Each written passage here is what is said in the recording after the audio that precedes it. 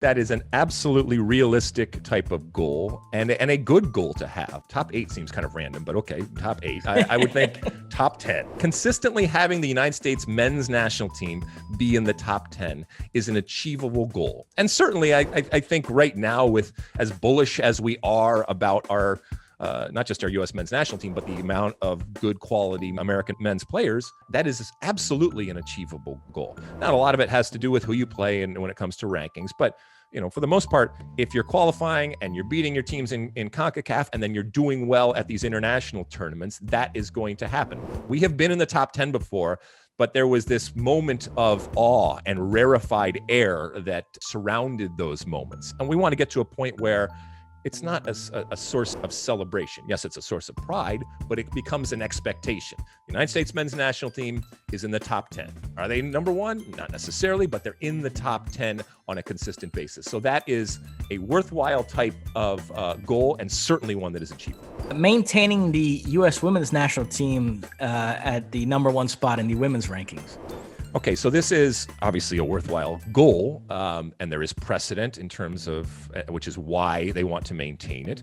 But this is also in the context of the rest of the world is starting to catch up. Now, I don't think that they have caught up to the U.S., but they can very, very quickly make up a lot of that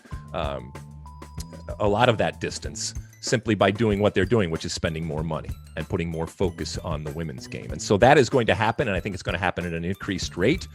And so that distance will be shortened very, very quickly. What the U.S. needs to do is make sure that it maintains a distance. It doesn't have to be the great distance that exists now, but there has to be a distance. And how do you do that? Well, that's in the little details, okay? Because that's what's ultimately going to separate the great from the good. And the U.S. has been great for a long time.